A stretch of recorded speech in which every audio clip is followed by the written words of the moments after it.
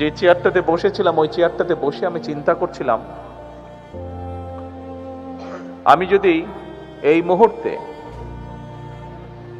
আমার মাকে যদি জিজ্ঞেস করতে পারতাম, মা, গত 17 বছর আপনার উপরে যে মানসিক এবং শারীরিক নির্যাতন হয়েছে, আপনি কি চান আমি তার প্রতিশোধ নেই?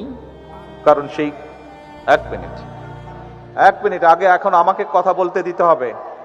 1 মিনিট আমার কথা শুনতে হবে, আপনাদের কথা আমি শুনেছি। আমি যদি আমার মাকে জিজ্ঞেস করতাম যে আপনি কি চান আপনার সাথে যে অবিচার অন্যায় হয়েছে তার প্রতিশোধ আমি নেই, কারণ সেই প্রতিশোধ নেবার ক্ষমতা আল্লাহ রাব্বুল আলামিন আমাকে দিয়েছেন। আমার মায়ের সন্তান হিসাবে আমি নিশ্চিত আমার মা আমাকে বলতেন, তোমার দায়িত্ব দেশের সকলকে ঐক্যবদ্ধ করে সামনে এগিয়ে যাওয়া। আমি যদি আমার ভাইটিকে জিজ্ঞেস করতে পারতাম যে তুমি কি চাও তোমার সাথে যে অন্যায় যে অবিচার হয়েছে, যেভাবে তোমাকে মৃত্যুর মুখে ঠেলে দেওয়া হয়েছে, যারা এর জন্য দায়ী তাদের বিরুদ্ধে আমি প্রতিশোধ নেই, কারণ সেই ক্ষমতা আল্লাহ আমাকে এখন দিয়েছেন। আমি নিশ্চিত দুভাই আমরা একসাথে বড় হয়েছি, তাকে আমি চিনি, তাকে আমি জানি, একই রক্ত আমাদের শরীরে প্রবাহিত। আমার ভাইটিও সেই একই উত্তর দিত যে উত্তরটি আমার মা আমাকে দিতেন। প্রিয় ভাই বোনেরা, আজকে আপনাদের সকলের কাছে একটি সহযোগিতা চাই আমি, যে আপনজনকে আপনারা হারিয়েছেন তারও তো লক্ষ্য ছিল এই দেশের মানুষের ভাগ্যের পরিবর্তন, তারও তো লক্ষ্য ছিল এই দেশের ভাগ্যের পরিবর্তন। আপনি যে এই মানুষ নিজে ক্ষতিগ্রস্ত হয়েছেন কোনো না কোনো ভাবে, তারও তো লক্ষ্য ছিল এই দেশের মানুষের ভাগ্যের পরিবর্তন, এই দেশের মানুষের রাজনৈতিক এবং অর্থনৈতিক অধিকার প্রতিষ্ঠিত করা।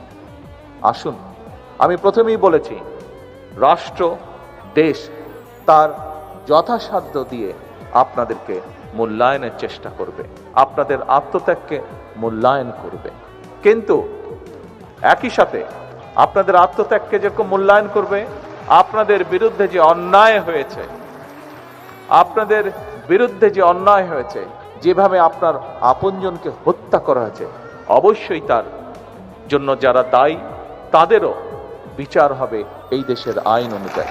তবে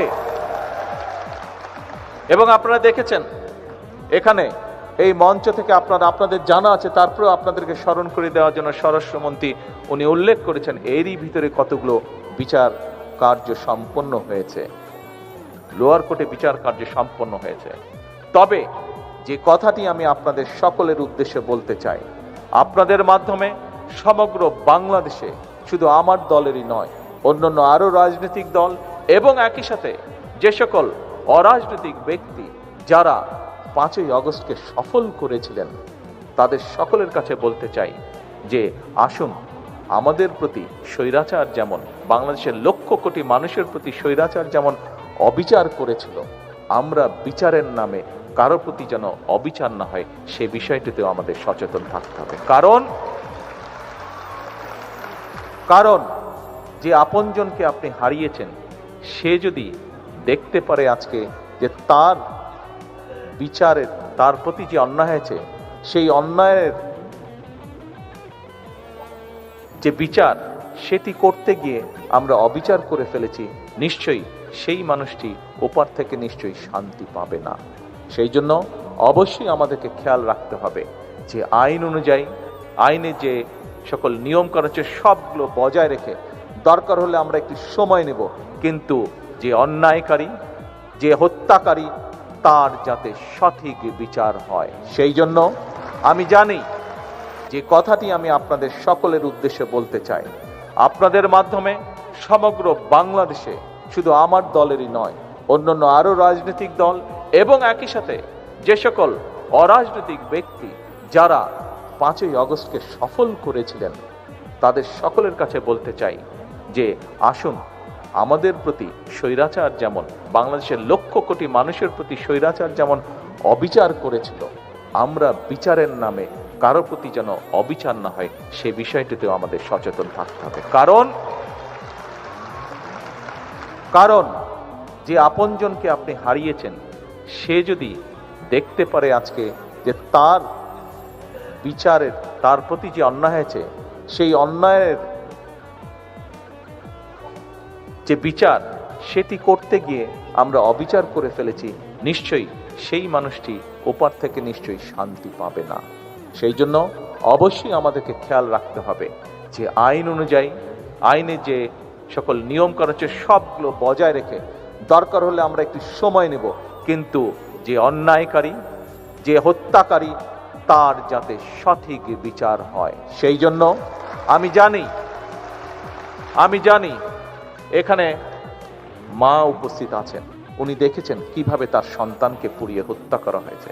এখানে মা উপস্থিত আছেন, উনি দেখেছেন কিভাবে তার সন্তানকে গুলি করে হত্যা করা হয়েছে।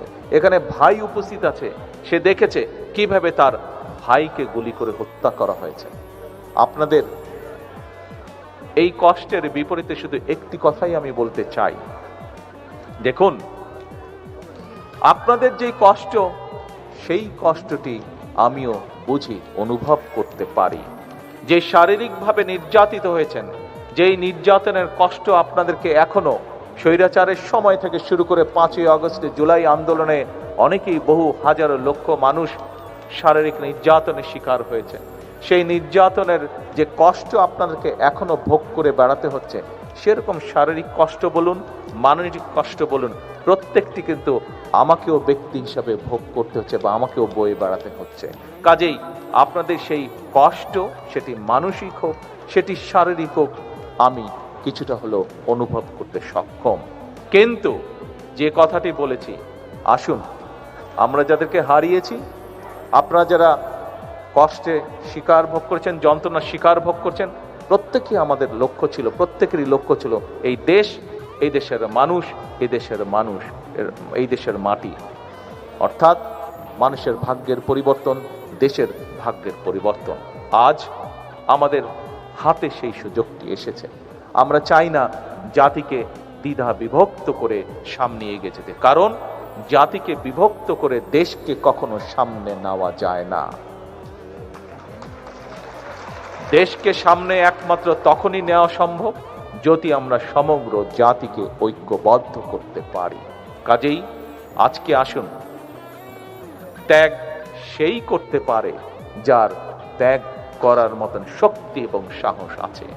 বাংলাদেশ জাতীয়তাবাদী দল, শহীদ রাষ্ট্রপতি জিয়ার দল, দেশনেত্রী বেগম খালেদা জিয়ার দল, বাংলাদেশের অস্তিত্বে যারা বিশ্বাস করে, বাংলাদেশের গণতন্ত্রে যারা বিশ্বাস করে, আমি একজন রাজনৈতিক কর্মী হিসাবে বিশ্বাস করি, এইরকম প্রত্যেকটি মানুষের সেই সাহস এবং সেই শক্তি আছে, যার বলে আমরা ক্ষমতা রাখি যে দেশকে ঐক্যবদ্ধ করার, যার বলে আমরা সেই শক্তি রাখি দেশকে ঐক্যবদ্ধ রাখার।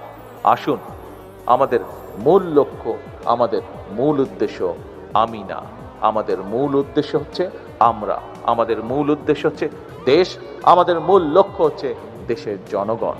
অবশ্যই ত্যাগের মূল্যায়ন হবে, কিন্তু তার অর্থ এই নয় যে আরেকজনকে আমরা বঞ্চিত রেখে আমাদেরকে মূল্যায়ন করব। বরং আজকে সময় এসেছে আমরা দেশকে কি দিতে পারি, আজকে সময় এসেছে আমরা দেশের জন্য কি করতে পারি। আমাদের কষ্ট, আমরা যদি, আপনারা যা যেটি দাবি করেছেন, আমরা যদি রাষ্ট্র যদি সকল কিছু আপনাদের পূরণ করে, যাকে আপনি হারিয়েছেন তাকে কি আপনি ফিরে পাবেন? আপনি কি ফিরে পাবেন তাকে? যে আপনজনকে আপনি হারিয়েছেন ফিরে পাবেন? তো নাটা একটু জোরে বলতে সমস্যা কোথায়? যদি এটি সত্যি হয়ে থাকে তাহলে না বলতে সমস্যা কোথায়? আপনার যে দৃষ্টিশক্তি আপনি হারিয়েছেন, আপনার যে শরীরে আঘাতটি আছে এখনো, আপনার যে শরীর শারীরিকভাবে যে আঘাতের চিহ্ন রয়ে গেছে বা যন্ত্রণা রয়েছে, সেটি কি সম্পূর্ণ ঠিক হয়ে যাবে? ঠিক হয়ে যাবে না। কিন্তু আমরা যদি দেশকে এগিয়ে নিয়ে যেতে পারি, আপনি গর্ব করে বলতে পারবেন, একদিন আপনার পরবর্তী ভবিষ্যৎ প্রজন্মকে আপনি বলতে পারবেন যে আপনার আপনজনের আত্মত্যাগের বিনিময়, আপনার নিজের ত্যাগের বিনিময় এই দেশের মানুষের ভাগ্যের পরিবর্তন হয়েছে, এই দেশের ভাগ্যের পরিবর্তন হয়েছে। আপনি যার জন্য কষ্ট করেছিলেন, আপনার আপনজন, যে জন্য আত্মত্যাগ করেছে সেটি সফলতার দিকে এগিয়ে যাচ্ছে। এটি আমি মনে করি আমাদের সকলের আজকের প্রত্যাশা হওয়া উচিত ছিল। প্রিয় উপস্থিতিবৃন্দ, আসুন, এখানে উপস্থিত প্রায় প্রত্যেকটি মানুষ একজন রাজনৈতিক কর্মী। অধিকাংশই ক্ষেত্রে এখানে যারা উপস্থিত আছেন, একজন রাজনৈতিক কর্মীর কাছে তার সবচেয়ে বড় লক্ষ্য উদ্দেশ্য হচ্ছে তার দলের আদর্শকে বাস্তবায়ন করা। এবং আমি যতটুকু জানি আজকে এখানে মোটামুটিভাবে অধিকাংশ যারা উপস্থিতি আছেন, সেই অধিকাংশ উপস্থিতির অধিকাংশই হচ্ছেন বাংলাদেশ বা বাংলাদেশি জাতীয়তাবাদে বিশ্বাসী, আদর্শে বিশ্বাসী।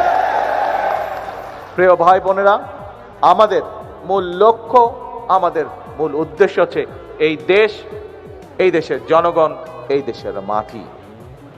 আসুন আমরা চেষ্টা করি যাতে কোনো কিছু আর কোনো শক্তি আমাদেরকে এই লক্ষ্য অর্জন থেকে কোনোভাবেই আমাদেরকে বিচ্যুত করতে না পারে।